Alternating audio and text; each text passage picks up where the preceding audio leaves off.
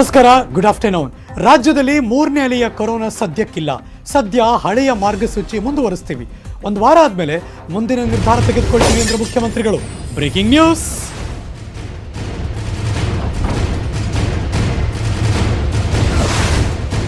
ಸದ್ಯಕ್ಕೇನು change ಇಲ್ಲ. ಮೂರನೇ ಅಲೆಯ ಕೊರೋನಾ ಸದ್ಯಕ್ಕಂತೂ ಇಲ್ಲ. ಹಳೆಯ ಮಾರ್ಗಸೂಚಿ ಮುಂದುವರಿಕೆ ಆಗುತ್ತೆ. ಒಂದು ವಾರ ಆದಮೇಲೆ ಮುಂದಿನ ನಿರ್ಧಾರ ಅಂದ್ರೆ ಮುಖ್ಯಮಂತ್ರಿಗಳು. ನೈಟ್ ಕರ್ಫ್ಯೂ ಬಗ್ಗೆ ವಾರದ ಆದಮೇಲೆ ನಿರ್ಧಾರ ತೆಗೆದುಕೊಳ್ತೀವಿ. ಸದ್ಯಕ್ಕೆ ಯಾವುದೇ ಸ್ಪೆಷಲ್ ಚೇಂಜಸ್, ವಿಶೇಷ ಮಾರ್ಗಸೂಚಿ ಇಲ್ಲ. ಸಂಪುಟ ಸಭೆ ಆದಮೇಲೆ CM ಬಸವರಾಜ ಬೊಮ್ಮಾಯಿ ಹೇಳಿಕೆ. ಹಾಸ್ಟೆಲ್ಗಳಿಗೆ ವಿಶೇಷ ಗೈಡ್ಲೈನ್ಸ್ ಮಾಡ್ತೀವಿ. ಗಡಿ ಭಾಗದಲ್ಲಿ ಕಟ್ಟೆಚ್ಚರ ಮುಂದುವರಿಸ್ತೀವಿ. ಸಂಪುಟ ಸಭೆ ಬಳಿಕ CM ಮಾತು. ಅವ್ರು ಏನು ಹೇಳಿದ್ರು ಬನ್ನಿ ಕೇಳೋಣ.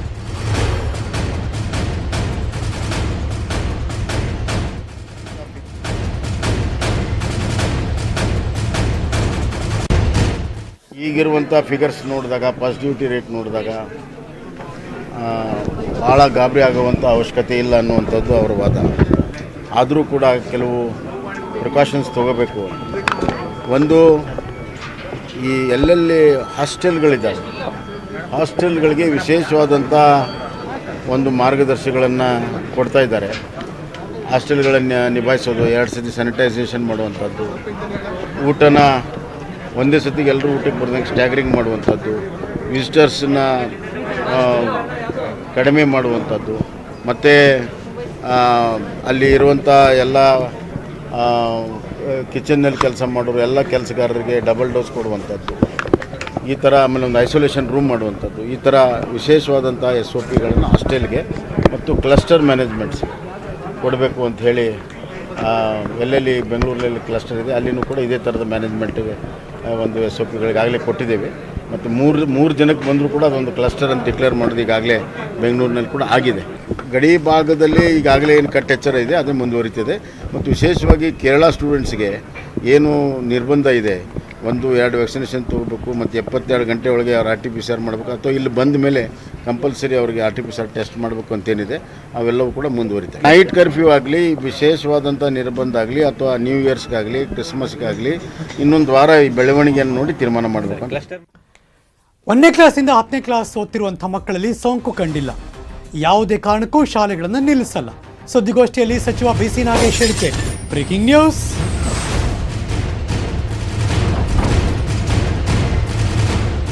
1ನೇ ಕ್ಲಾಸಿಂದ 10ನೇ ಕ್ಲಾಸ್ ಯಾರು ಓದ್ತಿದ್ದಾರೆ ಮಕ್ಕಳು, ಆ ಮಕ್ಕಳಲ್ಲಿ ಸೋಂಕು ಇಲ್ಲ.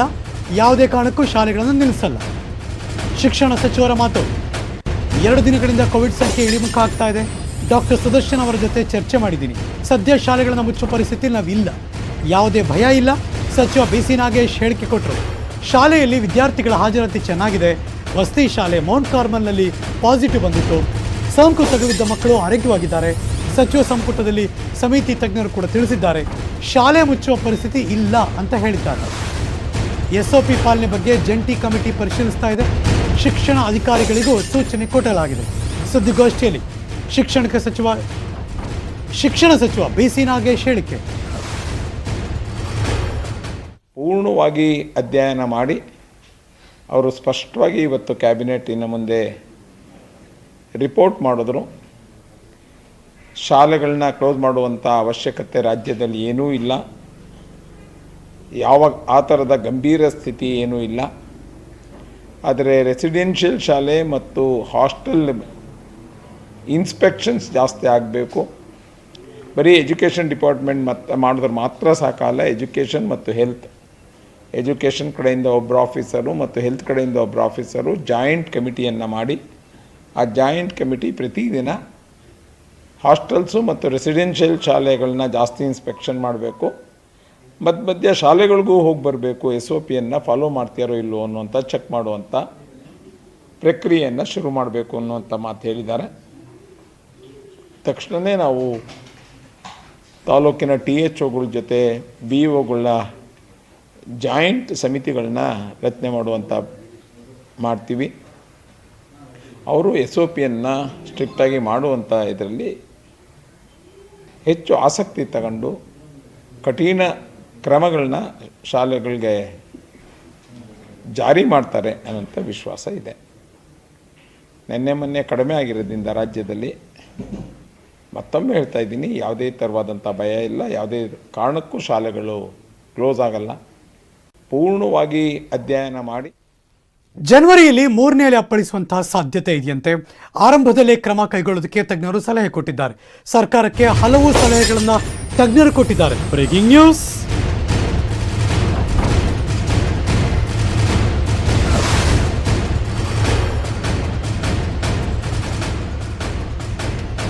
ರಾಜ್ಯದ ಗಡಿಗಳಲ್ಲಿ ಕಟ್ಟುನಿಟ್ಟಿನ ಕ್ರಮ ಕೈಗೊಳ್ಳಬೇಕು. ಹೊರರಾಜ್ಯ ಪ್ರಯಾಣಿಕರಿಗೆ ಕಡ್ಡಾಯವಾಗಿ ಕರೋನಾ ಟೆಸ್ಟ್ ಆಗಬೇಕು. ರಾಜ್ಯದಲ್ಲಿ 60,000ದಿಂದ 80,000ಕ್ಕೆ ಟೆಸ್ಟಿಂಗ್ ಅನ್ನು ಹೆಚ್ಚು ಮಾಡಬೇಕು. ಸಾರ್ವಜನಿಕ ಸಭೆ ಸಮಾರಂಭಗಳಿಗೆ ಕಠಿಣ ನಿಯಮವನ್ನು ತರಬೇಕು. ಹೈ ರಿಸ್ಕ್ ದೇಶಗಳಿಂದ ಬಂದವರ ಮೇಲೆ ತೀವ್ರ ನಿಗಾ ಇಡಬೇಕು. ಜನಸಂದಣಿ ಪ್ರದೇಶಗಳು ಅಲ್ಲಿ ಕೋವಿಡ್ ಪರೀಕ್ಷೆಗಳನ್ನು ಹೆಚ್ಚೆಚ್ಚಾಗಿ ಮಾಡಬೇಕು. ಮನೆ ಮನೆಗೆ ಲಸಿಕೆ ನೀಡುವ ಕಾರ್ಯಕ್ರಮ ಮಾಡಬೇಕು. 2ನೇ ಡೋಸ್ ಪಡೆಯದವರನ್ನು ಪತ್ತೆ ಮಾಡಬೇಕು, ಅವ್ರಿಗೆ ವ್ಯಾಕ್ಸಿನ್ ಕೊಡಬೇಕು. ಇನ್ನು ನೆರೆಯ ಕೇರಳ, ಮಹಾರಾಷ್ಟ್ರದಿಂದ ಬರುವವರ ಮೇಲೆ ನಿಗಾ ಇಡಬೇಕು ಅಂತ ತಜ್ಞರು ಅಭಿಪ್ರಾಯಪಟ್ಟಿದ್ದಾರೆ.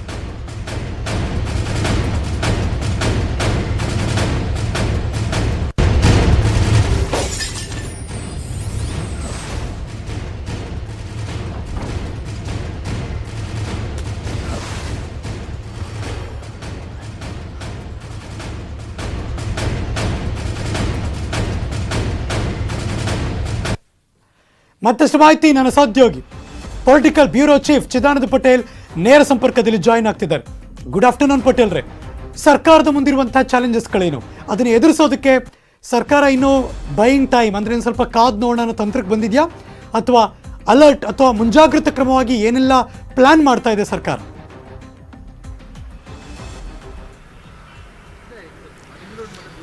ಹರೀಶ್ ನಾಗರಾಜ್, ಕೊರೋನಾ ರೂಪಾಂತರಿ ತಳಿ ಹಿನ್ನೆಲೆಯಲ್ಲಿ ಇವತ್ತಿನ ಸಚಿವ ಸಂಪುಟ ಸಭೆ ಮಹತ್ವವನ್ನು ಪಡೆಯಿತು. ಇವತ್ತಿನ ಸಚಿವ ಸಂಪುಟ ಸಭೆಗೆ ವಿಶೇಷವಾಗಿ ತಾಂತ್ರಿಕ ಸಮಿತಿಯ ಡಾಕ್ಟರ್ ಸುದರ್ಶನ್ ರವರನ್ನ ಇನ್ವೈಟ್ ಮಾಡಲಾಗಿತ್ತು. ಡಾಕ್ಟರ್ ಸುದರ್ಶನ್ ಅವರು ಸಭೆಯಲ್ಲಿ ಇವತ್ತು ಹಲವಾರು ಸಲಹೆ ಮತ್ತು ಸೂಚನೆಗಳನ್ನು ಸರ್ಕಾರಕ್ಕೆ ಕೊಟ್ಟರು. ಪ್ರಮುಖವಾಗಿ ಒಮಿಕ್ರಾನ್ ಈಗಾಗಲೇ ರೂಪಾಂತರ ವೈರಾಣು ಇರೋದ್ರಿಂದ ಇದು ಎಷ್ಟರ ಮಟ್ಟಿಗೆ ಹರಡುತ್ತೆ ಅಂತ ಇನ್ನೂ ಕೂಡ ಸರಿಯಾಗಿ ಮಾಹಿತಿ ಇಲ್ಲ. ಆದರೆ ರಾಜ್ಯಕ್ಕೆ ಬಂದರೆ ಅದು ಏನಾದರೂ ತಾವು ಕಠಿಣ ಕ್ರಮಗಳನ್ನ ಕೈಗೊಳ್ಳದಿದ್ದರೆ, ಯಾರು ಕಡ್ಡಾಯವಾಗಿ ಮಾಸ್ಕ್ ಧರಿಸ್ತಿದ್ರೆ, ಶಾಲಾ ಕಾಲೇಜುಗಳ ಸಭೆ ಸಮಾರಂಭಗಳನ್ನ ನಿಲ್ಲಿಸ್ತಾ ಇದ್ದರೆ ಮತ್ತು ಮಾರ್ಗಸೂಚಿ ಪಾಲನೆ ಯಾರು ಮಾಡದೇ ಇದ್ರೆ ಓಮೈಕ್ರಾನ್ ಕೂಡ ಎಲ್ಲ ಒಂದು ಕಡೆ ಇದು 3ನೇ ಅಲೆಗೆ ಕಾರಣ ಆಗ್ಬೋದೆಂಬ ಎಚ್ಚರಿಕೆಯನ್ನು ಕೊಟ್ಟಿದ್ದಾರೆ.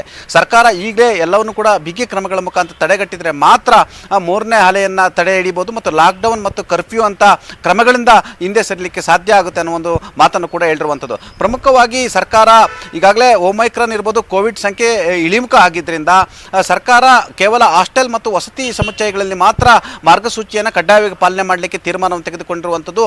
ನೈಟ್ ಕರ್ಫ್ಯೂ ವಿಚಾರವಾಗಿ ಕೂಡ ತಜ್ಞರು ಹಲವಾರು ಸಲಹೆಗಳನ್ನು ಕೂಡ ಈ ಹಿಂದೆ ಕೊಟ್ಟಿದ್ರು. ಆದರೆ ಸದ್ಯಕ್ಕೆ ಇನ್ನು ಒಂದು ವಾರದಲ್ಲಿ ಯಾವುದೇ ರೀತಿಯ ನೈಟ್ ಕರ್ಫ್ಯೂವನ್ನು ಮಾಡುವ ಸಂಬಂಧಪಟ್ಟಾಗೆ, ಜಾರಿ ಮಾಡುವ ಸಂಬಂಧಪಟ್ಟಾಗೆ ತೀರ್ಮಾನವನ್ನು ತೆಗೆದುಕೊಳ್ಳುವುದಿಲ್ಲ. ಜೊತೆಗೆ ಕ್ರಿಸ್ಮಸ್ ಮತ್ತು ಹೊಸ ವರ್ಷಾಚರಣೆ ಇರೋದ್ರಿಂದ ಒಂದು ವಾರದ ನಂತರ ಹೊಸ ವರ್ಷಾಚರಣೆಗೆ ಸಂಬಂಧಪಟ್ಟಾಗೆ ತನ್ನದೇ ಆದ ಮಾರ್ಗಸೂಚಿಯನ್ನು ಮಾಡಲಾಗುವುದು.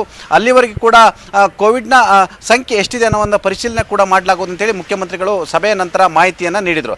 ಪ್ರಮುಖವಾಗಿ ಕೇರಳ ಮತ್ತು ಮಹಾರಾಷ್ಟ್ರ ಗಡಿಭಾಗ ಬರುವಂಥ ವಿದ್ಯಾರ್ಥಿಗಳಿರ್ಬೋದು, ಪ್ರಯಾಣಿಕರಿರ್ಬೋದು, ಇವರ ಮೇಲೆ ಕಟ್ಟುನಿಟ್ಟಿನ ಕ್ರಮ ಕೈಗೊಳ್ಳಬೇಕು. ಕಡ್ಡಾಯವಾಗಿ ಎಲ್ಲರೂ ಕೂಡ RT-PCR ಟೆಸ್ಟನ್ನು ಮಾಡಿಸಬೇಕು.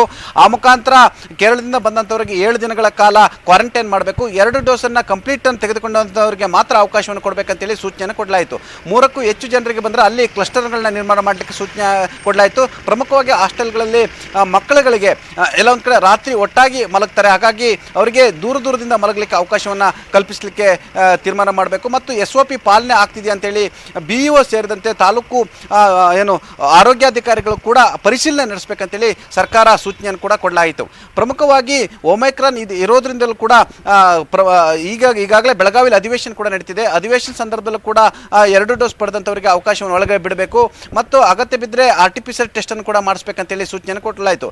ಇನ್ನು ಒಂದು ವಾರದ ನಂತರ ಇಲ್ಲಿನ ಸೋಂಕಿತರ ಸಂಖ್ಯೆಯನ್ನು ನೋಡಿಕೊಂಡು ಸಚಿವರ ನೇತೃತ್ವದ ಒಂದು ತಂಡವನ್ನು ಮಾಡಲಿಕ್ಕೆ ಸರ್ಕಾರ ಸಭೆಯಲ್ಲಿ ಚರ್ಚೆಯನ್ನು ಮಾಡಿರುವಂಥದ್ದು. ಮುಂದಿನ ದಿನಗಳಲ್ಲಿ ಯಾಕಂದರೆ ಎರಡನೇ ಅಲೆಯಲ್ಲಿ ಸಚಿವರ ನೇತೃತ್ವದ ತಂಡವನ್ನು ಮಾಡಲಾಯಿತು. ಆಕ್ಸಿಜನ್ಗೆ ಸಂಬಂಧಪಟ್ಟ ಹಾಗೆ, ಬೆಡ್ಗಳಿಗೆ ಸಂಬಂಧಪಟ್ಟ ಹಾಗೆ, ಬೇರೆ ಬೇರೆ ವಿಚಾರಗಳಿಗೆ ಸಂಬಂಧಪಟ್ಟ ಹಾಗೆ ಸಮಿತಿಯನ್ನು ಮಾಡಿತ್ತು. ಅದೇ ರೀತಿಯ ಸಮಿತಿ ರಚನೆ ಮಾಡೋ ಸಂಬಂಧಪಟ್ಟಾಗ ಕೂಡ ಸಭೆಯಲ್ಲಿ ತೀರ್ಮಾನ ತೆಗೆದುಕೊಳ್ಳಲಾಯಿತು. ಪ್ರಮುಖವಾಗಿ ಸಭೆ ಬಳಿಕ ಶಿಕ್ಷಣ ಸಚಿವರಾಗಿರ್ತಕ್ಕಂಥ BC ನಾಗೇಶ್ ಅವರು ಸುದ್ದಿಗೋಷ್ಠಿ ನಡೆಸಿದ್ರು. ಸುದ್ದಿಗೋಷ್ಠಿಯಲ್ಲಿ ಯಾವುದೇ ಕಾರಣ ಕೂಡ ನಾವು ಶಾಲೆಗಳನ್ನ ಮುಚ್ಚಲ್ಲ ಅಂತೇಳಿ ಸ್ಪಷ್ಟನೆಯನ್ನು ಕೊಟ್ಟರು. ಆ ಮುಖಾಂತರ ಯಾವುದೇ ಕಾರಣ ಕೂಡ ಶಾಲೆಗಳಿಗೆ ಯಾವುದೇ ರೀತಿಯ ರಜೆ ಆಗಲಿ, ಯಾವುದೇ ರೀತಿ ನಿರ್ಬಂಧ ಆಗಲಿ, ಶಾಲೆಗಳಿಗೆ ಮುಚ್ಚುವ ವಿಚಾರವಾಗಲಿ ಯಾವುದೇ ರೀತಿ ತೀರ್ಮಾನವನ್ನು ತೆಗೆದುಕೊಳ್ಳುವುದಿಲ್ಲ. ಯಾಕಂತ ಹೇಳಿದ್ರೆ ಈಗಾಗಲೇ 1ರಿಂದ 10ನೇ ತರಗತಿಯವರೆಗೆ ಆ ವಿದ್ಯಾರ್ಥಿಗಳಿಗೆ ಯಾರಿಗೂ ಕೂಡ ಕೋವಿಡ್ ಸೋಂಕು ಬಂದಿಲ್ಲ. ಈಗಾಗಲೇ 172 ಜನರಿಗೆ ಅಂದರೆ ಶಿಕ್ಷಕರು ಮತ್ತು ಮಕ್ಕಳು ಸೇರಿದಂತೆ ಕೋವಿಡ್ ಸೋಂಕಿತರಿದ್ದರು. ಅದರಲ್ಲಿ 100 ಜನ ಮಕ್ಕಳು ಮತ್ತು ಶಿಕ್ಷಕರು ಗುಣಮುಖರಾಗಿದ್ದಾರೆ. ಅದು PU ವಸತಿ ಸಮುಚ್ಚಯಗಳಲ್ಲಿ ಬಂದಿರೋದ್ರಿಂದ ಅಲ್ಲಿ ನಾವು SOP ಪಾಲನೆ ಸಂಬಂಧಪಟ್ಟ ಹಾಗೆ ಸ್ಟ್ರಿಕ್ಟ್ ಆಗಿ ರೂಲ್ಸ್ ಅನ್ನ ಫಾಲೋ ಮಾಡಲಾಗುವುದು ಮತ್ತು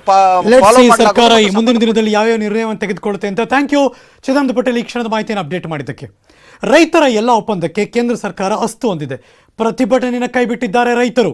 ನಿರಂತರ 1-2 ವರ್ಷದಿಂದ ನಡೀತಾ ಇದ್ದಂತಹ ಪ್ರತಿಭಟನೆ ಇದು. ಈ ಕ್ಷಣ ಬರ್ತಿರುವಂತಹ ಬ್ರೇಕಿಂಗ್ ನ್ಯೂಸ್, ರೈತರ ಪ್ರತಿಭಟನೆ ಅಂತ್ಯ.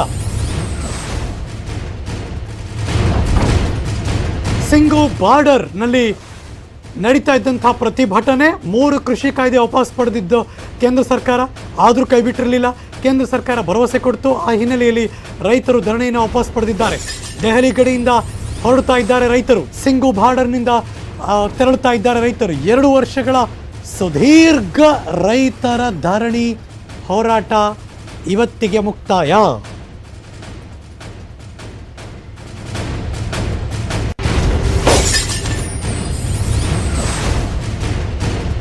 ಸಿಂಗು ಬಾರ್ಡರ್ ನಡೀತಿದ್ದಂತಹ ಪ್ರತಿಭಟನೆ ಅದು ಇದೀಗ ಅದು ಮುಕ್ತಾಯಾಗಿ ದೆಹಲಿ ಗಡಿಯಿಂದ ಅವರವ್ರ ಊರ ಕಡೆ ಹೊರಡ್ತಾ ಇದ್ದಾರೆ. ರೈತರು ತಮ್ಮ ಪ್ರತಿಭಟನೆಯನ್ನು ಕೈಬಿಟ್ಟಿದ್ದಾರೆ. ಅವರ ಒಪ್ಪಂದಕ್ಕೆ, ಬೇಡಿಕೆಗಳಿಗೆ ಕೇಂದ್ರ ಸರ್ಕಾರ ಅಸ್ತು ಅಂದಾಯಿತು. ಹಾಗಾಗಿ ಪ್ರತಿಭಟನೆ ಕೈಬಿಟ್ಟರು ರೈತರು. ಸಿಂಗು ಬಾರ್ಡರ್ ನಡೀತಿದ್ದಂಥ ಪ್ರತಿಭಟನೆ, 3 ಕೃಷಿ ಕಾಯ್ದೆ ವಾಪಸ್ ಪಡೆದಿತ್ತು ಕೇಂದ್ರ ಸರ್ಕಾರ. ಭರವಸೆ ಕೂಡ ಕೊಡ್ತು. ಈಗ ರೈತರ ಧರಣಿಯನ್ನು ವಾಪಸ್ ಪಡ್ಕೊಂಡ್ರು. ತಮ್ಮ ಊರ ಕಡೆ ಹೊರಡ್ತಾ ಇದ್ದಾರೆ. ಈಗ ಮತ್ತಷ್ಟು ಮಾಹಿತಿ ನನ್ನ ಸಹೋದ್ಯೋಗಿ ದೆಹಲಿಯಿಂದ ಧರಣೇಶ್ ಬುಕ್ಕನಕೆರೆ ಲೈವ್ ಜಾಯಿನ್ ಆಗ್ತಿದ್ದಾರೆ. Good afternoon Dharanesh. ಮೊನ್ನೆ 3 ಕೃಷಿ ಕಾಯ್ದೆ ವಾಪಸ್ ಪಡೆದಂಥ ಸಂದರ್ಭದಲ್ಲೂ ಕೂಡ ಇನ್ನೂ ಕಾದು ನೋಡುವ ತಂತ್ರಕ್ಕೆ, ಇನ್ನು ಬೆಂಬಲ ಬೆಲೆ ವಿಚಾರಕ್ಕೆ ಸಂಬಂಧಪಟ್ಟ ಹಾಗೆ ಇನ್ನೂ ಕೂಡ ಹೋಲ್ಡ್ ಮಾಡಿದ್ರು ರೈತರು. ಫೈನಲಿ ರೈತರು ಖುಷಿನಾ? ಅವ್ರು ಹೊರಡ್ತಾ ಇದ್ದಾರಾ?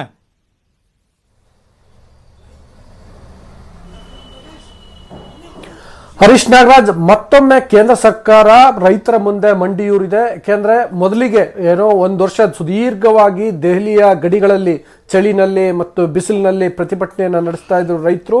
ಅದಕ್ಕೆ ಮಣಿದಂತಹ ಕೇಂದ್ರ ಸರ್ಕಾರ 3 ಕೃಷಿ ಕಾಯ್ದೆಗಳನ್ನು, 3 ಕೂಡ ರೈತ ವಿರೋಧಿ ಕೃಷಿ ಕಾಯ್ದೆಗಳು ಅಂತೇಳಿ ರೈತರು ಅದನ್ನು ವಾಪಸ್ ತೆಗೆದುಕೊಳ್ಳಲೇಬೇಕು ಅಂತೇಳಿ ಇಡೀ ದೇಶಾದ್ಯಂತ ಸಿಂಬಾಲಿಕ್ ಆಗಿ ಒಂದಷ್ಟು ಜನ ರೆಪ್ರೆಸೆಂಟೇಟಿವ್ ಆಗಿ ಬಂದಿದ್ರು. ಪಂಜಾಬ್, ಹರಿಯಾಣ, ಉತ್ತರಾಖಂಡ ಈ ಭಾಗದಿಂದ ಹೆಚ್ಚಿನ ಸಂಖ್ಯೆಯಲ್ಲಿ ರೈತರು ಬಂದಿದ್ರು. ದೆಹಲಿಯ ಗಡಿಗಳಲ್ಲಿ ಸಿಂಗು, ಟಿಕ್ರಿ ಮತ್ತು ಗಾಜಿಯಾಬಾದ್ ಗಡಿಗಳಲ್ಲಿ ಪ್ರತಿಭಟನೆಯನ್ನು ನಡೆಸ್ತಿದ್ರು. 2020 ನವೆಂಬರ್ 26ರಿಂದ ನಿನ್ನೆವರೆಗೂ ಕೂಡ ಪ್ರತಿಭಟನೆಯನ್ನ ನಡೆಸ್ತಾ ಇದ್ರು. ಸೊ ಒಂದು ಹಂತದಲ್ಲಿ ಪ್ರಧಾನಮಂತ್ರಿ ನರೇಂದ್ರ ಮೋದಿ ಅವರೇ ಸ್ವತಃ ದೇಶವಾಸಿಗಳ ಮುಂದೆ ಬಂದು ಈ 3 ಕೃಷಿ ಕಾನೂನುಗಳನ್ನು ನಾವು ವಾಪಸ್ ಪಡ್ಕೊಳ್ತೀವಿ ಅಂತ ಹೇಳಿದ್ರು. ಅಷ್ಟೇ ಅಲ್ಲ, ರೈತರ ಕ್ಷಮೆಯನ್ನ ಕೂಡ ಅವರು ಯಾಚಿಸಿದ್ರು. ಇದಾದ್ಮೇಲೆ ರೈತರು ಅಷ್ಟಕ್ಕೆ ಪ್ರತಿಭಟನೆಯನ್ನ ಕೈಬಿಟ್ಟಿರಲಿಲ್ಲ. ಅವರು ಇನ್ನೊಂದಷ್ಟು ಬೇಡಿಕೆಗಳನ್ನ ಇಟ್ಟಿದ್ರು. ಏನಂತಂದ್ರೆ, ನಾನಾಗಲೇ ಹೇಳಿದ್ನಲ್ಲ, ಕಳೆದ 1 ವರ್ಷದಿಂದ ನಿರಂತರವಾಗಿ ಈ ರೈತರು ಪ್ರತಿಭಟನೆ ನಡೆಸ್ತಿರಲ್ಲ. ಆ ಸಂದರ್ಭದಲ್ಲಿ ದೇಶದ ಬೇರೆ ಬೇರೆ ಭಾಗಗಳಲ್ಲಿ ರೈತರ ಮೇಲೆ ಹಲವಾರು ಮೊಕದ್ದಮೆಗಳನ್ನ ಹಾಕಲಾಗಿತ್ತು.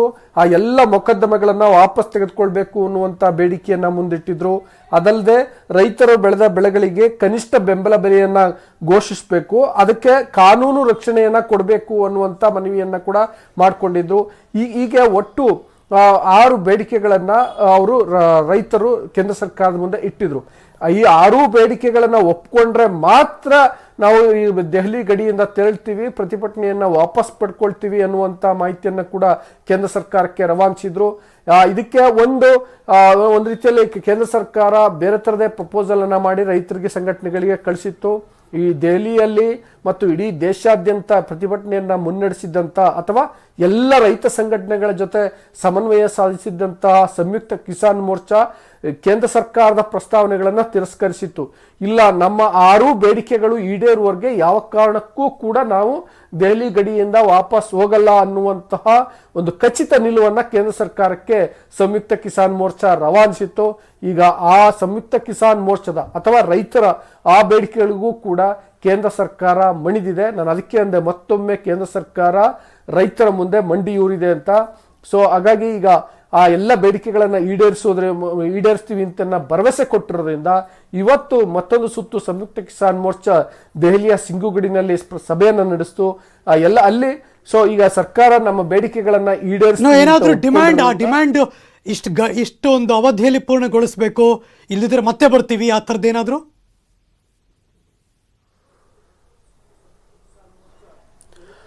ಆ ಥರದ ಡಿಮಾಂಡ್ಸ್ ಅಥವಾ ಒತ್ತಡಗಳು ಏನು ಮಾಡಿಲ್ಲ. ಆದ್ರೆ ಅವರು ಒಂದು ಮಾತಿನಲ್ಲಿ ಹೇಳಿದರೆ ಏನಂತಂದ್ರೆ, ನಮ್ಮ ಎಲ್ಲ ಬೇಡಿಕೆಗಳನ್ನ ಈಡೇರಿಸಬೇಕು ಅನ್ನುವಂತಹ ಒತ್ತಾಯವನ್ನ ಮೊದಲಿಂದ ಮಾಡ್ತಿದ್ರು, ಈಗಲೂ ಮಾಡ್ತಿದ್ದಾರೆ. ಹಂಗಾಗಿ ಈಗ ಸಿಂಗು ಗಡಿಯಲ್ಲಿ ಮತ್ತು ಗಾಜಿಯಾಬಾದ್ ಗಡಿಯಿಂದ ಜನ ಈಗಾಗಲೇ ಅಂದ್ರೆ ರೈತರು ಈಗ ಅಲ್ಲಿಂದ ಜಾಗವನ್ನ ಬಿಟ್ಟು ತೇಳ್ತಾ ಇದ್ದಾರೆ. ಇಲ್ಲಿವರೆಗೂ ಕೂಡ ಅಲ್ಲೇ ಟೆಂಟ್ ಹಾಕೊಂಡು ಇದ್ರು, ಈಗ ಅಲ್ಲಿಂದನೂ ಕೂಡ ತೇಳ್ತಿದ್ದಾರೆ. ಇವತ್ತು ಸಭೆ ನಡೆಸ್ತು, ಸಭೆಯಲ್ಲಿ ಪ್ರತಿಭಟನೆಯನ್ನ ವಾಪಸ್ ಪಡ್ಕೊಳ್ಬೇಕು ಅನ್ನುವಂತ ನಿರ್ಧಾರವನ್ನ ಮಾಡಲಾಗಿದೆ. ಡೆಡ್ಲೈನ್ ಕೊಟ್ಟಿಲ್ಲ ಸರ್ಕಾರಕ್ಕೆ, ಅವರು ಇಷ್ಟು ದಿನದೊಳಗೆ ಇದಾಗಬೇಕು ಆ ಥರದ್ದೇನು ಹೇಳಿಲ್ಲ.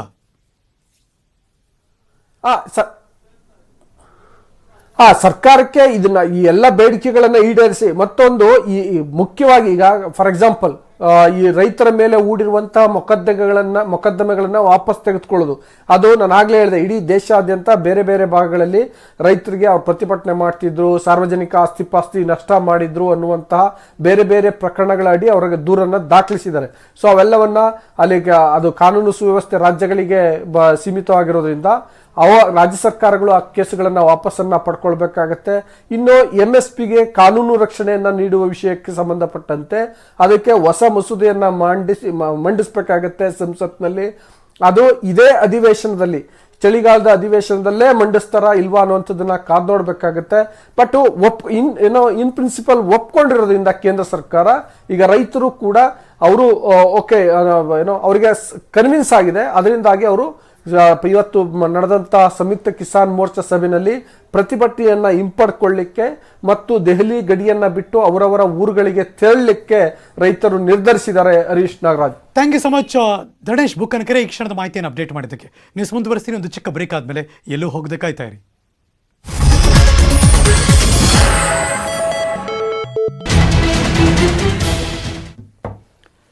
Welcome back. ತಮಿಳುನಾಡಲ್ಲಿ ಸೇನಾ ಹೆಲಿಕಾಪ್ಟರ್ ದುರಂತ ಪ್ರಕರಣ. ಸೋಲೂರು ವಾಯುನೆಲೆಯಲ್ಲಿ ಮೃತರಿಗೆ ಸೇನಾ ಗೌರವವನ್ನು ಸಲ್ಲಿಸಲಾಗಿದೆ. ಕೆಲವೇ ಹೊತ್ತಲ್ಲಿ ಸೋಲೂರು ವಾಯುನೆಲೆಯಿಂದ ಏರ್ ಲಿಫ್ಟ್ ಆಗುತ್ತೆ. Breaking news.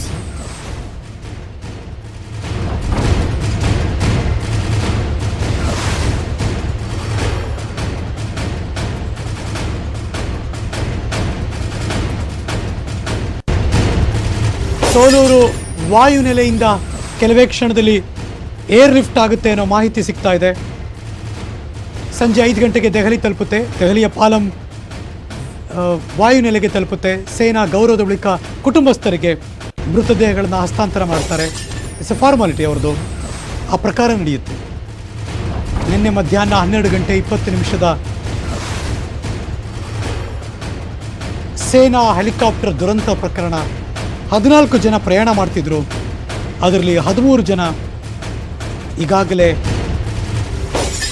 ಸಾವನ್ನಪ್ಪಿದ್ದಾರೆ. ಅವರಿಗೆ ವೆಲ್ಲಿಂಗ್ಟನ್ ಆಸ್ಪತ್ರೆಯ ಅಥವಾ ಸೇನಾ ಆಸ್ಪತ್ರೆಯಲ್ಲಿ ಗೌರವ ಸಲ್ಲಿಸಿ ಇದೀಗ ಪಾರ್ಥಿವ ಶರೀರವನ್ನು ಏರ್ ಲಿಫ್ಟ್ ಮಾಡೋದಕ್ಕೆ ತಯಾರಿ ನಡೆಸ್ತಾ ಇದ್ದಾರೆ.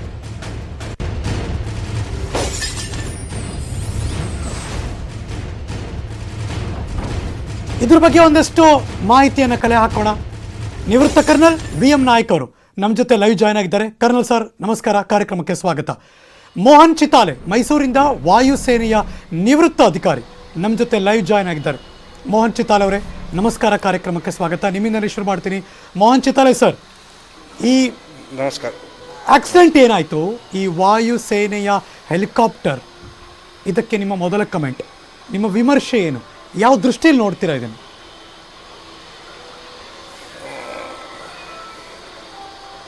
ಸರ್ ಇದು ಏನಾಗಿದೆ ಅಂತಂದ್ರೆ ನಿಲ್ಗಿರೀಸ್ ಅಂದ್ರೆ ಒಂದು ಟೆರೇನ್ ಇದ್ದಂಗೆ, ಅದೇ ದಟ್ಟು ಮಂಜು ಇರ್ತದೆ, ಆಮೇಲೆ ಫಾಗಿ ಸಿಚುವೇಶನ್ ಇರ್ತದೆ.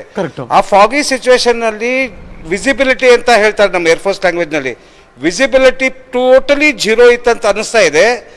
ಇಲ್ಲಾದ್ರೆ ಆ ಬ್ಲ್ಯಾಕ್ ಬಾಕ್ಸ್ ಇವತ್ತು ಸಿಕ್ಕಿದೆ, ಆ ಬ್ಲ್ಯಾಕ್ ಬಾಕ್ಸ್ ನಲ್ಲಿ last communication to air traffic control to the pilot ಏನಾಗಿದೆ ಏನಿಲ್ಲ ಅಂತ ಅದ್ರಲ್ಲಿ ಗೊತ್ತಾಗ್ತದೆ. ಆಮೇಲೆ ಈ ಬ್ಲ್ಯಾಕ್ ಬಾಕ್ಸ್ ನಲ್ಲಿ 2 ತರದ್ದು ಇರ್ತದೆ. One this black box consist that one it shows the pathway of the helicopter where it was supposed to go, whether it was going on the way to the Coimbatore or it has lost its way in jungles. Or second ಅಂತಂದ್ರೆ ಏನಾದರೂ ಇದರಲ್ಲಿ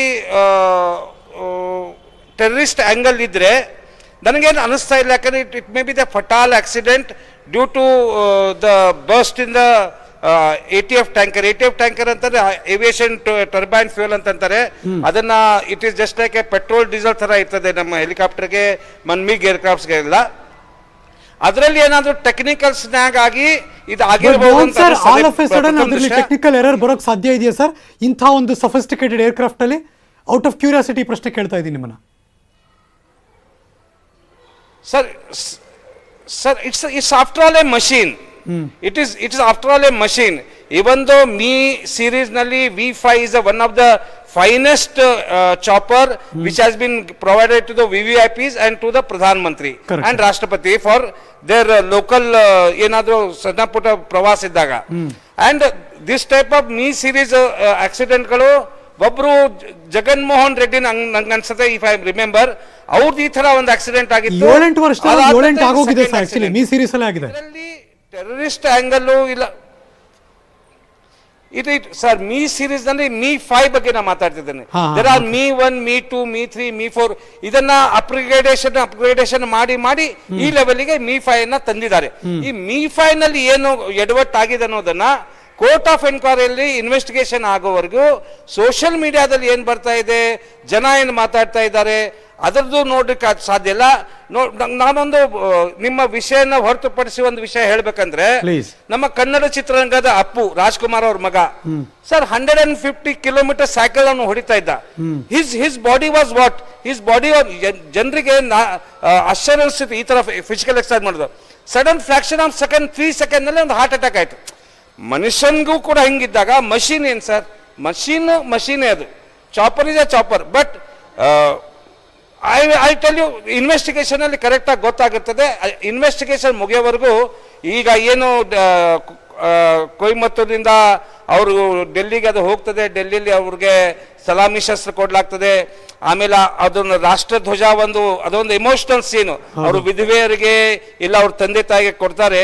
ಯಾರು ಪ್ರಾಣ ಕಳ್ಕೊಂಡ್ರು, ಅವರು ಜವಾನರು ಆಗ್ಲಿ ಅಫ್ಸರ್ಗಳು ಆಗ್ಲಿ, ಅವ್ರಿಗೆ ಈ ನ್ಯೂಸ್ 18 ಮುಖಾಂತರ ನಾನು ನಂದು ಕೂಡ ಶ್ರದ್ಧಾಂಜಲಿನ ಸಲ್ಲಿಸ್ತೇನೆ. ನಾಯಕ್ ಸರ್, ಎನಿ ಇನ್ಪುಟ್ ನಿಮ್ಮ ಕಡೆಯಿಂದ ಸರ್ ಈ ಮಾತಿಗೆ? ಅವರು ಮಾತಾಡ್ತಾ ಇರೋದು ಕೇಳಿಸ್ತಾ ಇರಲಿಲ್ಲ. ಬಟ್ ನೀವು ಕೇಳಿದ ಪ್ರಶ್ನೆ ನೆನಪು ಮಾಡಿದರೆ, ನೀವು ಯಾವ ಕಾರಣಕ್ಕಾಗಿ ಈ ಕ್ರಾಶ್ ಆಯ್ತಂತ ಕೇಳಿದ್ದೀರಿ. ಹೌದು. ಈಗ ಎಲ್ಲರೂ ಏನಾದರೂ ಗೆಸ್ ಮಾಡೋದಕ್ಕೆ ಗೆಸ್ ವರ್ಕ್ ಏನಾರಬೇಕಂದ್ರೆ most probably hill and weather, ಅದು ಹವಾಮಾನ ಮತ್ತು ಅದು ಪರ್ವತ ಇರೋದ್ರಿಂದ ಇವೆರಡು ಮೊದಲು ಸಸ್ಪೆಕ್ಟ್ ಮಾಡಬೇಕು. This could be the cos of the accident ಅಂತ.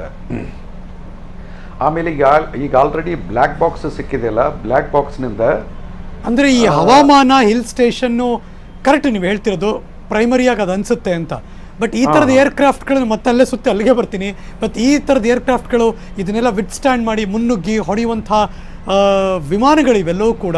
ಸೊ ಅದನ್ನು ಸಸ್ಟೈನ್ ಮಾಡೋಕ್ಕಾಗಲಿಲ್ಲ ಅಂದರೆ ಮತ್ತೆ ಇನ್ನೇನೋ ಪ್ರಾಬ್ಲಮ್ ಇದೆ ಅಂತ ಅರ್ಥ ಅಲ್ವಾ ಸರ್? ನೋಡ್ರಿ, ಇವನ್ ಟೈಟಾನಿಕ್ ಶಿಪ್ ಬಿಲ್ಡ್ ಮಾಡಿದವರು ಇಟ್ ವಿಲ್ ನೆವರ್ ಸಿಂಕ್ ಅಂತ ಹೇಳಿದ್ರು. ಬಟ್ ಅದು ಹಿಮಗಡ್ಡೆ ಕೆಳಗಡೆ ಹೊಡೆದೇ ಹೋಗಿದ್ರೆ ಚೆನ್ನಾಗಿರ್ತಿತ್ತೇನೋ ಅದು. ಬಟ್ ಅದಕ್ಕೆ ಹೇಳಿದೆ ಇನ್ನೇನೋ ಪ್ರಾಬ್ಲಮ್ ಇದೆ ಅಂತ ಆಗಿದ್ರೆ. ಈಗ ಏನಂತಂದ್ರೆ, ಈಗ ಒಂದು ಸಲ ಮಷಿನರಿ ಇತ್ತಂದ್ರೆ ಮಷಿನರಿದಾಗ ಟೆಕ್ನಿಕಲ್ ಫಾಲ್ಟ್ ಬರ್ಬೋದು, ಹೈಡ್ರಾಲಿಕ್ಸ್ ಫೇಲ್ ಆಗಿರ್ಬೋದು, ಅಥವಾ ಏನು ರೀಸನ್ ನಾವು 101 ರೀಸನ್ ಹುಡ್ಕೊಂಡು ಡಿಸ್ಕಸ್ ಮಾಡ್ತಾ ಹೋದರೆ ಅದು ಏನಂತಂದರೆ ಅದಕ್ಕೆ ಏನು ಯಾರಿಗೇ ಇಲ್ಲ, ಎಲ್ಲರದು ಗೆಸ್ ವರ್ಕೇ ಇದೆ. ಅಂಟಿಲ್ ಅನ್ಲೆಸ್ ಇನ್ವೆಸ್ಟಿಗೇಷನ್ ರಿಪೋರ್ಟ್ದಲ್ಲಿ ಏನು ಬರುತ್ತೆ, ಆ ರಿಪೋರ್ಟ್ ಬಂದ ನಂತರ ಈಗ ಆ ಟೆರೇನನ್ನು ಎಕ್ಸಾಮಿನ್ ಮಾಡಬೇಕು. ಕೆಲವರು ಆ ಟೆರೇನದಲ್ಲಿ ಈ ಕೂನೂರು, ಊಟಿ ಈ ಹಿಲ್ಸ್ದಲ್ಲಿ ಫ್ಲೈ ಮಾಡಿದವರು ಅವ್ರು ಹೇಳ್ತಾರೆ ಇದು ಹೆಲಿಪ್ಯಾಡ್ ಒಂದು ಬೌಲ್ ಟೈಪ್ ಇದರಲ್ಲಿದೆ. ಆಮೇಲೆ ಅದಕ್ಕೆ ಅಪ್ರೋಚ್ ಒಂದೇ ಸೈಡ್ದಿಂದ ಇದೆ.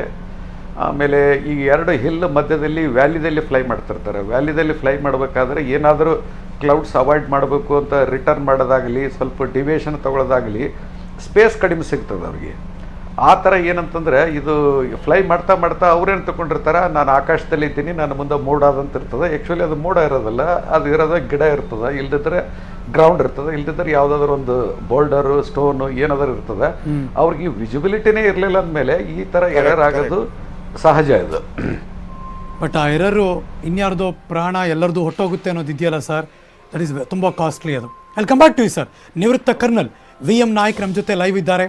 ಹಾಗೆಯೇ ವಾಯುಸೇನೆಯ ನಿವೃತ್ತ ಅಧಿಕಾರಿ ಮೋಹನ್ ಚಿತಾಲೆ ಕೂಡ ಇದ್ದಾರೆ. ಮಾತುಕತೆ ಮುಂದುವರಿಸ್ತೀನಿ, ಬ್ರೇಕ್ ಆದಮೇಲೆ ಕಾಯ್ತಾ ಇರಿ.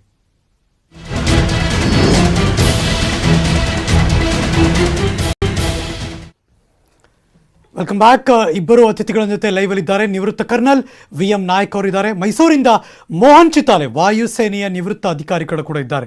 Welcome back. ನಿಮ್ಮಿಬ್ಬರಿಗೂ ಕೂಡ ಮತ್ತೆ ಸ್ವಾಗತ. Mohan sir, tell us, of course ಈ ಥರದೊಂದು ಆಕ್ಸಿಡೆಂಟ್ ಆಗೋಗ್ಬಿಡುತ್ತೆ. ಆಫ್ಟರ್ ಆಲ್ ಅಂದರೆ ಮಷೀನ್ ಇದು, ಎಲ್ಲೂ ಯಾರಿಗೂ ನಿಲುಕದ ರೀತಿಯಲ್ಲಿ ಎಲ್ಲೋ ಮೇಲಿರಬೇಕಾದ ಥರ ಆದಾಗ ಅಂತ ಇದಕ್ಕೆಲ್ಲ ಟ್ರೈನ್ ಮಾಡಿರ್ತಾರೆ. ಆ ಟ್ರೈನಿಂಗಲ್ಲೂ ಕೂಡ ಫೇಲ್ಯೂರ್ ಆಗಿ ಈ ಥರ ಆಕ್ಸಿಡೆಂಟ್ಗಳಾಗೋಗುತ್ತೆ. ಬಟ್ ಡೋಂಟ್ ಯು ಫೀಲ್ ಮುಂದಿನ ದಿನದಲ್ಲಿ ಯಾರೋ ಫ್ಲೈ ಮಾಡಬೇಕು ಅಂದರೆ ಇದ್ರ ಮೇಲೆ ಎಷ್ಟು ಭರವಸೆ ಇಡಬೇಕು ಸರ್ ಆಗಿದ್ರೆ ಈ ಏರ್ಕ್ರಾಫ್ಟ್ಗಳ ಮೇಲೆ ಹಾಗಿದ್ರೆ ನಾವು?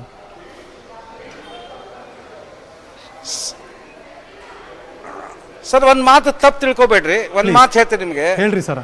ಇದರಿಂದ ನಾವು ಚರ್ಚೆ ಮಾಡಿ ಇದ್ರಿಂದ until unless court of enquiry ಆಗಿದೆ. ಒಂದು ಏರ್ ಮಾರ್ಷಲ್ ಲೆವೆಲ್ನಲ್ಲಿ ಒಬ್ಬ ಅಧಿಕಾರಿ ಅದನ್ನು ಇನ್ವೆಸ್ಟಿಗೇಟ್ ಮಾಡ್ತಾ ಇದ್ದಾನೆ. ನಾನು ಪದೇ ನಿಮ್ಗೆ ಹೇಳ್ತಾ ಇದ್ದೇನೆ, ಅಂಟಿಲ್ ಅನ್ಲೆಸ್ ಬ್ಲ್ಯಾಕ್ ಬಾಕ್ಸ್ನಲ್ಲಿ ಏನು ರಿವೀಲ್ ಮಾಡ್ತಿದೆ, ಬ್ಲ್ಯಾಕ್ ಬಾಕ್ಸ್ ಏನು ಪಾತ್ ತೋರಿಸ್ತಾ ಇದೆ, ಬ್ಲ್ಯಾಕ್ ಬಾಕ್ಸ್ನಿಂದ ಏನು ಹೊರಗಡೆ ಬರ್ತಾ ಇದೆ ಅವ್ರಿಗೆ ಮೀಡಿಯಾದಲ್ಲಿ, ಮತ್ತು specially sir news 18 is a very channel ಇದು. ಈ ಚಾನೆಲ್ನಲ್ಲಿ ನಾವು ಚರ್ಚೆ ಮಾಡಬೇಕಾದ್ರೆ we should be very responsible.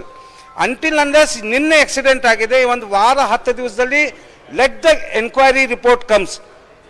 ಈ Mi-5 ಏರ್ಕ್ರಾಫ್ಟ್ ಬಗ್ಗೆ ಇಲ್ಲ ಕೆಲವೊಂದು ಸೋಷಿಯಲ್ ಮೀಡಿಯಾದಲ್ಲಿ ಏನು ಮೆಸೇಜಸ್ ಬರ್ತಾ ಇದ್ದಾವೆ, ಅದರಿಂದ ನಮ್ಮ moral of the arm forces will be low. Let us not keep the morale of the armed forces very low. As it is, they are in a very horrible situation. They have lost the combined defense chief. ಒಂದಾದರೆ ನೀವು ಪಠಾಣ್ಕೋಟ್ ಮತ್ತು ಬಾಡ್ಮೇರು ಇಲ್ಲ ಇತ್ತಾಗ ಉತ್ತರಲಾಯಿ ಕಲಾಯಿಕೊಂಡದಲ್ಲಿ MiG ಏರ್ಕ್ರಾಫ್ಟಿಗೆ bird hit ಆಗ್ತದೆ, aircraft crash ಆಗ್ತವೆ. ಅವು ನೀವು 3 ತಿಂಗಳ 4 ತಿಂಗಳ ನಿಮ್ಮ ನ್ಯೂಸ್ 18 ಹಿಂದಿ ಚಾನಲ್ಲೇ ಕೂಡ ಕನ್ನಡ ಚಾನಲ್ ಬಿತ್ತಿಸ್ತಾ ಇರ್ತೀರಾ. ಇದು ಬರ್ಡ್ ಹಿಟ್ ಆಗಿದೆ. ಒಂದು ಆ್ಯಂಗಲ್ನಲ್ಲಿ ಕರ್ನಲ್ ಸಾಹೇಬ್ರು ಆಲ್ರೆಡಿ ಹೇಳಿದರು, ನಿಮಗೆ ಗುಡ್ಡ ಅಂತ ಕಾಣಿಸ್ತದೆ, ನಿಮಗೆ ಅದು ಗುಡ್ಡ ಅಂತ ಕಾಣಿಸ್ತದೆ, ಆ್ಯಕ್ಚುಲಿ ಅದು ಟ್ರೀ ಇರ್ತದೆ. ಆವಾಗ ಲ್ಯಾಂಡಿಂಗ್ ಪಾತ್ ಇರಬೇಕಾದ್ರೆ ಸುಲೂರ್ ಟು ಕೊಯಮತ್ತೂರಿನಲ್ಲಿ ದಿಟ್ಟು ಮಂಜಿರೋದ್ರಿಂದ ಅಲ್ಲಿ ಏನು ಸಿಚುವೇಶನ್ ಆಗಿದೆ ಆ ಪಾಪ ಪೈಲಟ್ಗೆ ಗೊತ್ತು, ಆ ಏರ್ ಟ್ರಾಫಿಕ್ ಕಂಟ್ರೋಲಿಗೆ ಗೊತ್ತು. Coming to a conclusion that these machines are not good, these equipments are not good, it will down the morale of the armed forces. ನಾವು ಹೇಳಲೇ ಇಲ್ಲ sir. I never discussed on that page. ಆ ಥರದ್ದು ಹೇಳಲೇ ಇಲ್ಲ. ಜನಸಾಮಾನ್ಯರಿಗೆ ಈ ಥರದ್ದು ಆದಾಗ sir, I tell you sir, with respect to people, ನೋಡೋರಿಗೆ ಈ ಥರ ಆದಾಗ ಬಿಕಾಸ್ ಒಂದು ಸಫಿಸ್ಟಿಕೇಟೆಡ್ ಏರ್ಕ್ರಾಫ್ಟು ಎಲ್ಲಿಂದ ಬಂದಿದೆ ಅಂದಾಗ ಒಂದಷ್ಟು ಕಾಡುತ್ತೆ. ಅದಕ್ಕೆ ನಿಮಗೆ ಕೇಳ್ತಾ ಇದ್ದೀನಿ ಅಷ್ಟೇ. I am just asking you, you can educate us sir, please. Sir, what I am telling you, this is the time we have to keep the morale of the armed forces high. We the armed forces persons and the ex-armed forces persons, our morale has to be kept high anyway. ನಮ್ಮ ನೋವೇನಪ್ಪ ನಮಗೆ ಕಾಡೋದು ಅಂದರೆ sir, ನಮ್ಮೆಲ್ಲರಿಗೂ ಗೊತ್ತಿರೋ ಹಾಗೆ ನಾವು ದೊಡ್ಡ salute ಮಾಡ್ತೀವಿ, respect ಮಾಡ್ತೀವಿ ದೇಶ ಕಾಯುವಂಥ ಸೈನಿಕರಿಗೆ.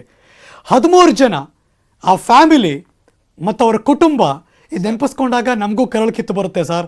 ನಾವೆಲ್ಲರೂ ಕೂಡ ಆ ರೆಸ್ಪೆಕ್ಟ್ ಇರೋರೇ ನಾವು. ಹಾಗಾಗಿ ಯಾಕೆ ಹಿಂಗೆ ಆಗೋಯ್ತು ಅನ್ನೋ ನೋವಿದೆಯಲ್ಲ ಸರ್, ಅದು ತುಂಬ ಬಾಧಿಸುತ್ತೆ ನಮ್ಮೆಲ್ಲರನ್ನೂ ಕೂಡ. ಸರ್, ನಾನು ನಿಮ್ಮ ನೋವನ್ನು ರೆಸ್ಪೆಕ್ಟ್ ಮಾಡ್ತಾ ಇದ್ದೇನೆ, ನಾನು ನಿಮ್ಮ ಕಾಳಜಿಯನ್ನು ರೆಸ್ಪೆಕ್ಟ್ ಮಾಡ್ತಾ ಇದ್ದೇನೆ. ಸದ್ಯಕ್ಕೆ ಬಂದಿರೋದು ಓನ್ಲಿ ಕರ್ನಲ್ ಸಾಹೇಬರು ಅದೇ ಹೇಳಿದ್ರು, ನಾನೇ ಅದೇ ಹೇಳ್ತಾ ಇದ್ದೇನೆ. Either there is a poor visibility or the path of the helicopter might have been deviated, or the pilot might have faced some technical snag which cannot be explained until unless the inquiry is over.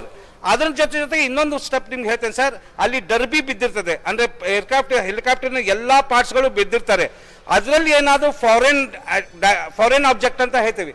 Foreign object ಅಂತಂದ್ರೆ ಆ Mi-5 helicopter ಹೊರತುಪಡಿಸಿ ಇನ್ನೇನಾದ್ರೂ ಬೇರೆ ಏನಾದ್ರು foreign object like grenade ಅದು ಇದೇನಾದ್ರು ಸಿಕ್ಕರೆ Mohan sir, ನಾವ್ ಯಾಕೆ ಈ ಪ್ರಶ್ನೆಗಳನ್ನ ನಿಮ್ಮನ್ನ ಕೇಳಿ ಏನಾಗಿರ್ಬೋದು ಅಂತ ಕೇಳ್ತೀವಿ ಅಂದ್ರೆ, ಈಗ ಟ್ವೀಟ್ ಮಾಡೋರು ಅಫ್ಕೋರ್ಸ್ ಇರಲಿ, ಬಟ್ ಯಾರೋ ದೊಡ್ಡ ಟ್ವೀಟ್ ಮಾಡ್ತಾರಲ್ಲ ಡೆಲ್ಲಿಲಿ ಕೂತ್ಕೊಂಡು ಜವಾಬ್ದಾರಿ ಸ್ಥಾನದಲ್ಲಿರೋರೆ, ಒಂದಷ್ಟು ಏನೋ ಟ್ವೀಟ್ ಹಾಕಿದಾರೆ ಅವರು, ಯಾವುದೋ ಲೇಸರು ಏನೋ ಬಂತು, ಏನೋ ಆ ಥರ ಚಾನ್ಸಸ್ಸು ಅಂತೆಲ್ಲ.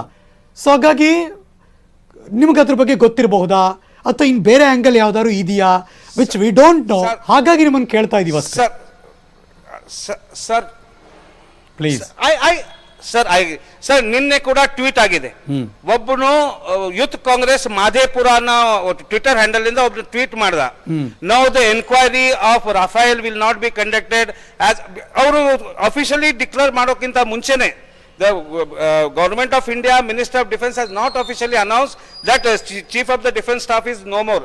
But before that already he has tweeted stating now the inquiry will be gone to the air because Bipin Rawat has died.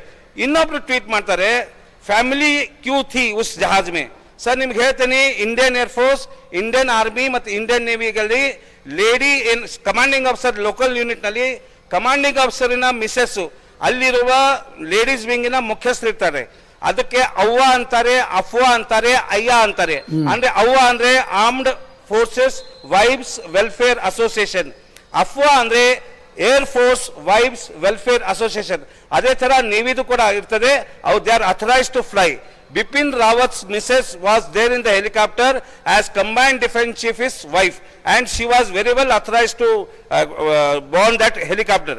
ಜನ ಟ್ವೀಟ್ ಮಾಡ್ತಾರೆ, ಜನ ಸೋಷಿಯಲ್ ಮೀಡಿಯಾದಲ್ಲಿ ಏನ್ ಬೇಕಾದ ಹೇಳ್ತಾರೆ, ಜನ ವಾಟ್ಸಪ್ನು ಮಾಡ್ತಾರೆ, ಪಾಕಿಸ್ತಾನ್ ಚಾನೆಲ್ಸ್ ಅವರು ಖುಷಿ ಪಡ್ತಾ ಇದ್ದಾರೆ, ನಾವು ದುಃಖದಲ್ಲಿದ್ದೇವೆ.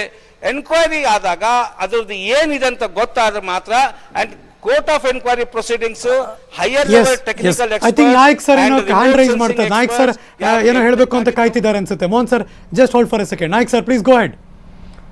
ಅವರು ಇನ್ನೊಬ್ರು ಇದ್ರಲ್ಲ, ಅವ್ರು ಹೇಳ್ತಕ್ಕಂಥದ್ದು ಮೋಸ್ಟ್ ಆಫ್ ದ ಪಾಯಿಂಟ್ಸ್ ಭಾಳಷ್ಟು ವ್ಯಾಲಿಡ್ ಅದ. ಈಗ ನಾವೇನು ಮಾಡಿದ್ವಿ, ನಿನ್ನೆ ನ್ಯೂಸ್ ಸಿಕ್ಕಿದ್ದು 12 ಗಂಟೆ. 12 ಗಂಟೆಯಿಂದ ಹಿಡಿದು ಇದುವರೆಗೆ ಎಲ್ಲರೂ ಚರ್ಚೆ ಮಾಡ್ತಾ ಇರೋದು ಎಲ್ಲ ಏನಂತದ್ದು, it is a repetition of the same thing.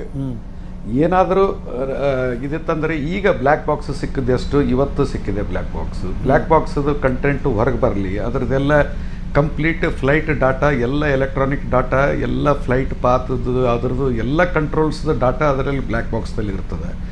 ಒಂದು ವೇಳೆ ATCಯಿಂದ ಕಮ್ಯುನಿಕೇಷನ್ ಆಗಿತ್ತು, ATCಯಿಂದ ಕಮ್ಯುನಿಕೇಷನ್ ಯಾವ ಟೈಮಿಗೆ ಕಟ್ ಆಯಿತು, ಅದು ಕೂಡ ರೆಕಾರ್ಡ್ ಆಗಿರ್ತದೆ. ಇದೆಲ್ಲ ಆಗಿ ಈಗ ಮನುಷ್ಯರು ಈಸಿಲಿ ಕನ್ಕ್ಲೂಡ್ ಮಾಡೋದು ಏನಂತಂದರೆ, ಈಗ ಮೋಸ್ಟ್ ಪ್ರಾಬಬಲ್ ಕಾಸ್ ಏನಪ್ಪ ಅಂದರೆ ವೆದರ್ ಕಂಡೀಷನ್ಸೇ, ಅಲ್ಲಿ ಹವಾಮಾನ ಇದರಿಂದನೇ ಆಗಿರಬೇಕು ಅಂತ ಒಂದು. ಅಲ್ಲಿಗೆ ನಾವು ಡಿಸ್ಕಷನ್ ಸ್ಟಾಪ್ ಮಾಡೋಣ. ಈಗ ಎಲ್ಲರೂ ಟ್ವಿಟರ್ದಲ್ಲಿ ಏನು ಮಾಡ್ತಾರೋ, ಸೋಷಿಯಲ್ ಮೀಡಿಯಾದಲ್ಲಿ ಏನು ರೂಮರ್ಸ್ ಬರ್ತಾವೋ ಅಂಥದ್ದು ಏನಾದ್ರು ಇದ್ದರೆ ಇನ್ವೆಸ್ಟಿಗೇಷನ್ದಲ್ಲಿ ಹೊರಗೆ ಬರ್ತದೆ. ಏನಾದರೂ ಇದರಲ್ಲಿ ಸರ್ ಅಲ್ಟಿಮೇಟ್ಲಿ ನಾಯಕ್ ಸರ್ ಇನ್ವೆಸ್ಟಿಗೇಷನ್ನೇ ಫೈನಲ್ಲು, ಅದರಿಂದ ಹೊರಗೆ ಬರೋ ರಿಪೋರ್ಟೇ ಕರೆಕ್ಟು. ಡಿಸ್ಕಷನ್ ಪ್ಲಾಟ್ಫಾರ್ಮ್ ಅಲ್ಲಿ ಬೇರೆ ಬೇರೆ ಆಂಗಲ್ ಬಂದರೆ ತಪ್ಪೇನಿಲ್ಲ, ಬಿಕಾಸ್ ಎಲ್ಲರೂ ಒಂದಷ್ಟು ಅದ್ರ ಬಗ್ಗೆ ತಮ್ಮ ಇನ್ಪುಟ್ಸ್ ಕೊಡೋಕ್ಕೆ ಮಾಡ್ತಿರ್ತಾರೆ. ಕೆಲವೊಂದು ಅನಿಸ್ಬೋದು ಇದು ಯಾವುದೋ ವೇಸ್ಟ್ ಅಂತ, ಕೆಲವೊಂದು ಅನಿಸ್ಬೋದು ಇನ್ಯಾರೋ ತಿಳ್ಕೊಂಡು ಇನ್ನೊಂದು ಅದ್ರ ಬಗ್ಗೆ ಏನೋ ಟೆಕ್ನಿಕಲ್ ಆಗಿ ಹೇಳ್ತಿದ್ದಾರೆ ಅಂತ. So discussion point of view ಅಲ್ಲಿ ಮಾತಾಡಿದ್ರೆ ಏನು ತಪ್ಪಿಲ್ಲ ಅಂತ ಭಾವಿಸ್ತೇನೆ ನಾಯಕ್ ಸರ್ ನಾನು. ಇಲ್ಲ, ಈಗ high level VIP, high level target ಇದೆ ಅದು. ಜನರಲ್ ಬಿಪಿನ್ ರಾವತ್ ಅಂದ್ರೆ ಹೈ ಲೆವೆಲ್ VIP. ಸೊ ಈಗ ಏನಂತಂದ್ರೆ ಯಾವ್ದಾದ್ರು ಕ್ರಾಶ್ ಆಗೋದಕ್ಕೂ ಈ ಕ್ರಾಶ್ ಆಗೋದಕ್ಕೂ ದೇರ್ ಇಸ್ ಅ ಡಿಫರೆನ್ಸ್. ಅಂತದ್ದು ಏನಾದ್ರು ಸಬಟಾಜ್ ಕಾನ್ಫರೆನ್ಸ್ ಇದ್ರೆ ಅದಕ್ಕೆ ನಮ್ಮಲ್ಲಿ ಸೆಕ್ಯೂರಿಟಿ ಏಜೆನ್ಸಿ ಇದಾವ, national security advisor Ajit Doval ಸಾಹೇಬ್ ಇದ್ದಾರೆ, ಅವರೆಲ್ಲ ಆ ಅಂಗಲದಲ್ಲಿ ಆ ಲೆವೆಲ್. ನಾಯಕ್ ಸರ್ ಇವತ್ತು ನಾವು ನಿಮ್ಮನ್ನ ಗೆಸ್ಟ್ ಆಗಿ ಕರೆದು ಯಾಕೆ ಮಾತಾಡಿಸ್ತಿದೀವಿ ಅಂದ್ರೆ, ನಿಮ್ಮ ವೃತ್ತಿ ಜೀವನದಲ್ಲಿ ಈ ತರದ ಹಲವಾರು ಪ್ರಕರಣಗಳು ನೋಡಿರ್ತೀರಾ. ಇದೇನು ಹೊಸದಲ್ಲ, ನಿಮಗೆ ತಕ್ಷಣ ನೋಡ್ಬಿಟ್ಟಿಲ್ಲ. ಆದರೆ ಎಲ್ಲೋ ಒಂದು ಕಡೆ ಆಸ್ ಯು ಮೆನ್ಷನ್ಡ್ ಇದೊಂದು ಹೈ ಪ್ರೊಫೈಲ್, ನಮ್ಮ ದೇಶದ ಭಾರತೀಯ ರಕ್ಷಣಾ ಒಬ್ಬ ಚೀಫ್ ಇಲ್ಲಿದ್ರು, ಅವ್ರ ಫ್ಯಾಮಿಲಿ ಇತ್ತು, ಜೊತೆಗೆ ದೊಡ್ಡ ದೊಡ್ಡ ಅಧಿಕಾರಿಗಳಿದ್ರು. ಎಲ್ಲೋ ಏನೋ ಮಿಸ್ ಆಗಿದೆಯಾ, ಏನಾಗಿರಬಹುದಾ, ಎನ್ಕ್ವೈರಿ ಆ್ಯಂಗಲ್ ಹೇಗಿರುತ್ತೆ, ಒಂದಷ್ಟು ಕಾಮನ್ ಪೀಪಲ್ ತಿಳಿದುಕೊಳ್ಳುವಂಥ ಪ್ರಯತ್ನ ನಿಮ್ಮಿಂದ ಅಧಿಕೃತವಾಗಿ ಕೊಡಿಸೋ ಪ್ರಯತ್ನ ದಟ್ಸ್ ಆಲ್ ಅಷ್ಟೇ. V M Naik sir, just hold, ನಿಮ್ಮ ಜೊತೆ ಮಾತಾಡ್ತೀನಿ. ಮೋಹನ್ ಚಿತ್ತಾಲೆ ಸರ್, ದಯವಿಟ್ಟು ಹಾಗೆ ಲೈನ್ಲಿರಿ, ಒಂದು ಬ್ರೇಕ್ ಕಾಯ್ತಾ ಇರಿ.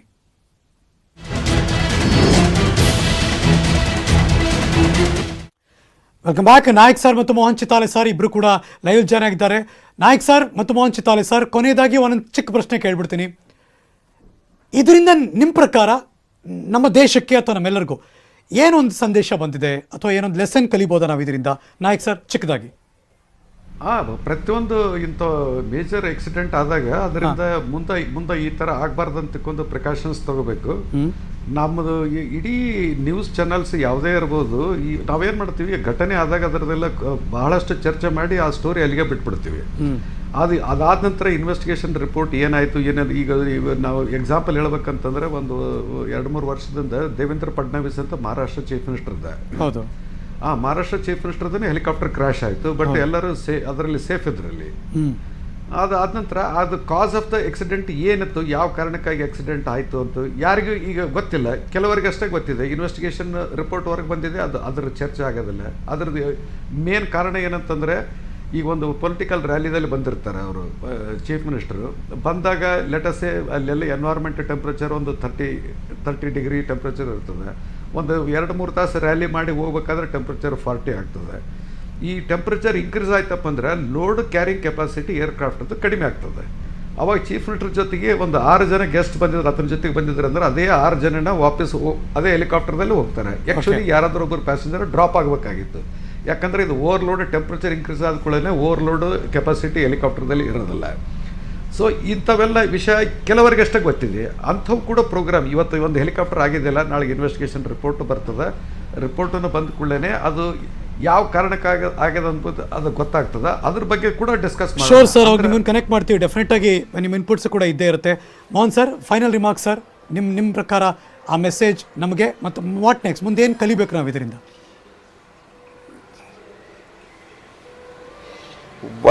ಒಂದು ನಾನು ನಿಮ್ಮ ಚಾನೆಲ್ ಮುಖಾಂತರ ಈ ದೇಶದ ಯುವಕರಿಗೆ, ಈ ದೇಶದ ಯುವತಿಯರಿಗೆ ಒಂದು ರಿಕ್ವೆಸ್ಟ್ ಮಾಡ್ಕೋತೇನೆ. ಸೈನಿಕ್ ಸ್ಮಾರಕ ಅಂತ ಜಂತರ್ ಮಂತರ್ ಹತ್ರ ದಿಲ್ಲಿಯಲ್ಲಿ ಇಂಡಿಯಾ ಗೇಟ್ ಹತ್ರ ಇದು ಸ್ಥಾಪನೆ ಮಾಡಿದ್ದು. ಇದರಲ್ಲಿ ಬಿಪಿನ್ ರಾವತ್ ಅವರ ಕೊಡುಗೆ ತುಂಬ ಇತ್ತು. ಸೈನಿಕ ಸ್ಮಾರಕಕ್ಕೆ ಬಂದು ಸೈನಿಕರಿಗೆ ಶ್ರದ್ಧಾಂಜಲಿ ಕೊಟ್ಟರೆ, Bipin Rawat chief of the defence staff ಅವ್ರಿಗೆ ಶ್ರದ್ಧಾಂಜಲಿ ಕೊಟ್ಟಂಗೆ ಆಗ್ತದೆ.